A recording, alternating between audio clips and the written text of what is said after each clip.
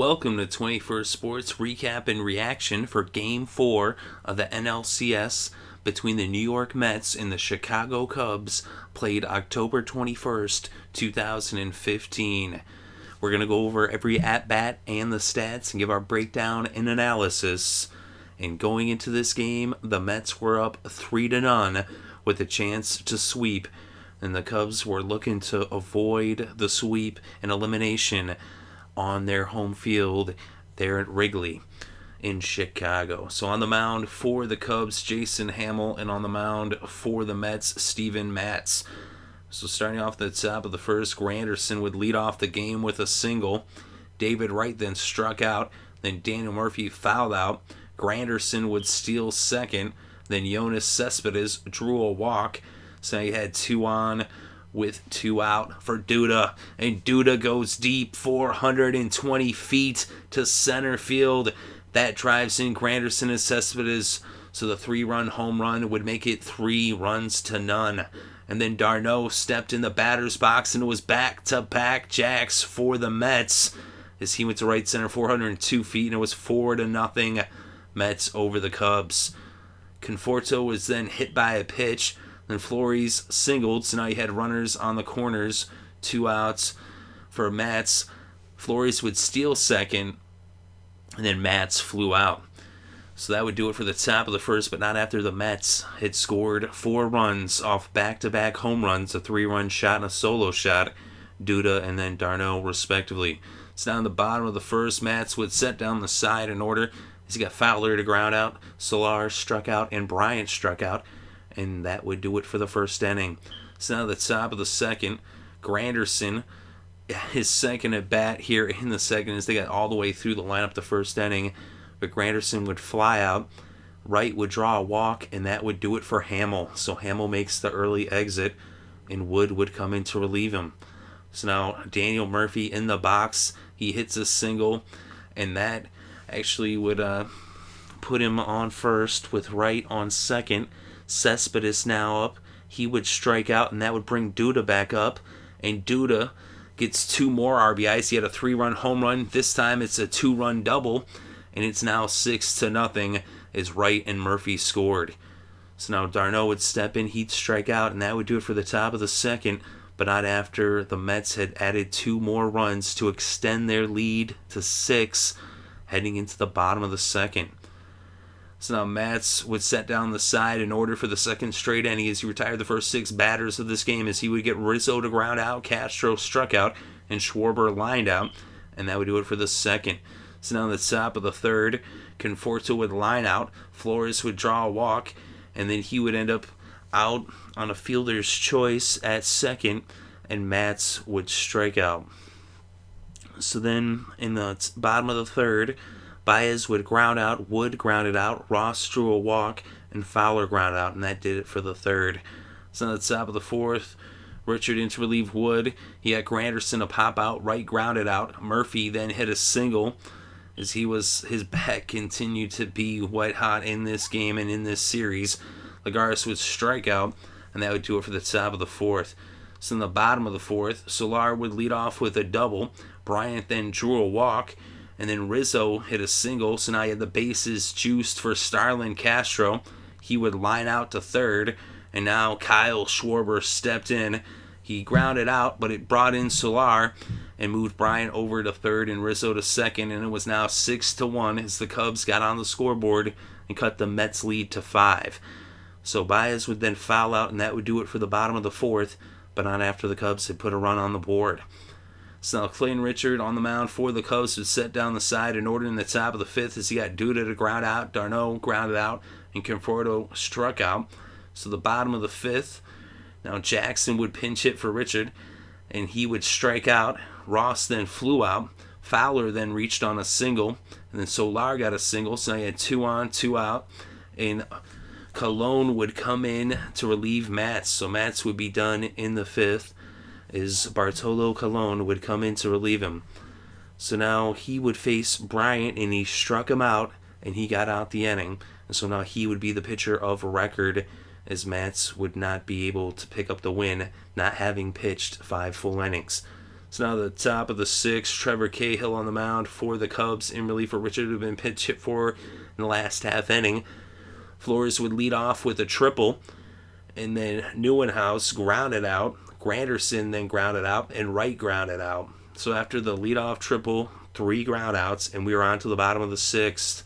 So now Bartolo Colon would get Rizzo to ground out, and then he would get Castro to ground out. Schwarber would walk, and then Baez flew out. So that did it for the sixth. So now at the top of the seventh, Cahill on the mound, and Strop would actually come in to relieve him. He led up a double to Murphy, a leadoff double. Lagarson sacrificed Murphy over to third. Duda then drew a walk, and d'Arnaud was hit by a pitch. And so I had the bases juiced, and Colon would be done as Johnson would come in to pinch hit for him. He would strike out, and then Flores flew out, and that would do it for the top of the seventh as the Mets stranded the bases loaded to bring the top half of the seventh to a close. So on to the seventh inning stretch, and Addison Reed would come in to pitch for Colon, who had been pinch hit for in the top half of the inning. LaStella would pinch hit for Strop, and he would line out. Montero then pinch hit for Ross, and he would strike out. Fowler then grounded out, and so the side was set down in order by Reed, and that would do it for the seventh. So at the top of the eighth, Fernando Rodney in to pitch for the Cubs, and he would end up getting Neuenhuis to strike out, and Granderson struck out as well. Wright then drew a walk, and into the box stepped Daniel Murphy, and he went deep 415 feet, a 2-run home run, his 7th home run of the postseason, his 6th consecutive game with a home run, and it was now 8-1, New York over Chicago. Lagares then grounded out, and that would do it for the top of the eighth, but not after the Mets had added 2 more runs to their lead to make it a 7-run lead at 8-1. So now in the bottom of the eighth, Clippard on the mound in relief of Reed. He would let up a leadoff double to Solar, and then Chris Bryant went deep 421 feet to left. That was a 2-run shot. It made it a 5-run game once again at 8-3 now. Rizzo then lined out, Castro grounded out, and Schwarber struck out. So 3 straight outs after the 2-run shot, and that was it for the 8th inning. So now the top of the 9th, Hector Rondon on the mound for Chicago, and he would let up a leadoff double to Duda. d'Arnaud then grounded out. Kadire would then pinch hit for Clippard, and he would strike out. And then Flores grounded out. So now the bottom of the 9th, Jeurys Familia on the mound for the Mets came in to close this game out, although it was not a save situation as they led by 5.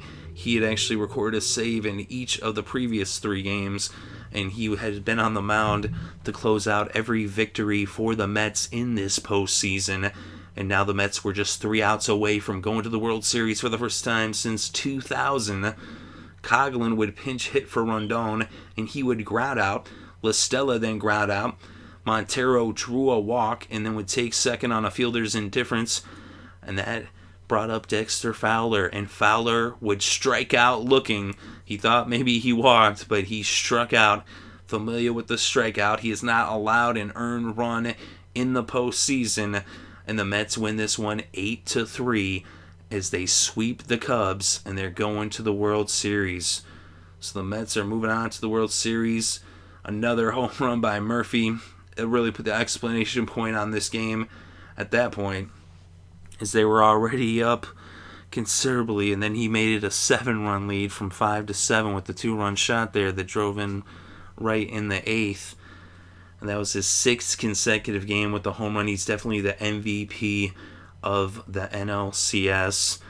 And of course, Familia right there too, as Familia had 3 saves in this series. This is the first game of the series he didn't record a save, as they were already up by 5 runs, but he actually has been on the mound for every victory for the Mets. He's recorded the final out in the 9th inning for the Mets in every game of this postseason. The games against the Dodgers, the 3 games there, the 3 victories, and then the 4 wins here for the Mets against the Cubs as they sweep the Cubs. In the regular season, the Cubs had swept the Mets as they beat them 7 games, and the Mets had not beaten the Cubs in 2015 until they met back up in the postseason, where the Mets then swept the Cubs. So the Cubs swept the regular season series between these two teams, and then the Mets sweep the Cubs in the postseason here in the National League Championship Series. And Daniel Murphy is the MVP. Not just in my opinion, they actually gave him the MVP trophy without a doubt. 9 for 17, 4 home runs, 6 RBIs in the NLCS. He has 7 home runs in the postseason in 2015. Thus far, he was 4 for 5 in this game. The 2 RBIs off the 2-run shot. He also came across the plate another time, giving him 2 runs in the game. Duda 3 for 4 with 5 RBIs, and Duda tied a Mets record for the most RBIs in a postseason game. He also drew a walk, and he scored a run as well. d'Arnaud 1 for 4 with the RBI as d'Arnaud went deep. And of course, Duda, those back-to-back home runs, Duda with a 3-run shot, and d'Arnaud with the solo shot in the first inning. That was the thing, right off the rip, after that first inning, this game was pretty much over. Especially then when they added 2 more in the second and they were up 6-0. It was really just a matter of time. Really, it was like, well, I guess anybody who had to get up early on the East Coast could go to bed after the first 2 innings. As the Mets didn't waste any time in securing this one. Like I said, Murphy put the explanation point on the game in the 8th there with that jack. It's his 6th game in a row with a home run. It's just amazing performance by him in this postseason. And also for the Cubs, Solar was 3 for 4 in this game and crossed the plate twice. Chris Bryant had 2 RBIs. He was 1 for 3 with that home run. But that was pretty much it. They only had 6 hits for Chicago in this game. Let's just look at the pitching stats, though. Matz, 4 2/3 innings, 1 earned run, 4 hits, 2 walks, 4 strikeouts. Bartolo Colon, the ageless one, the 40-plus-year-old wonder, he gets the win in this game, and he pitched 1 1/3 innings. No hits, no earned runs, 1 walk, and a strikeout. Reed pitched an inning with no earned runs and no hits, and he had a strikeout. Clippard did allow 2 runs in the 1 inning. He pitched that 2-run shot to Bryant, and just 2 hits. He had 1 strikeout. And then Familia, 1 inning pitched, the 9th inning. He did walk a batter, 1 strikeout, no hits, no earned runs, as he did not allow an earned run in this series and in this postseason thus far. Familia has been as close to unstoppable as it gets, as he's reminiscent of another New York closer that was helping another New York team in the other league win quite a few games. That's the thing with the Mets. Murphy keeps hitting the ball the way he's hitting it. I mean, he had a double also. He's just swinging the bat really good. I mean, he's batting over 500 in this series, 9 for 17. And as he continues to do that, and then the different guys in the lineup, they got a lot of talent, especially at the top of the lineup with Granderson, Wright, and Cespedes, and Duda, d'Arnaud. It's a pretty good lineup. And when just one of those guys or 2 or 3 of those guys are hitting along with Murphy, well, the Mets can put up those runs. And with the pitching that they got with DeGrom, with Syndergaard, with Harvey, and then even Matz, and then with the way their bullpen's pitching, especially with their closer's just been unstoppable. I mean, he hasn't allowed an earned run pretty much, and he can come in the 8th. That's the thing. When he comes in there, you see Familia take the mound, the game is pretty much over. And so they get to the 8th with the lead. He can come in then. If they can get to the 9th and then have him come in then, that's even less use, and even the game is even more secure at that point. Once he takes the mound, it's the other team doesn't stand a chance at that point. At least that's how it's been thus far. And it doesn't look like it's going to change anytime soon. But Hammel gets the loss. He only lasted 1 1/3 innings, allowing 5 earned runs off of 4 hits, 2 walks. He did have a strikeout. Wood pitched 1 2/3 innings, allowing 1 earned run off of 2 hits. He had a walk and 3 strikeouts. Richard, 2 innings, no earned runs, 1 hit, 2 strikeouts. Cahill, 1 inning, and 1 hit, no earned runs.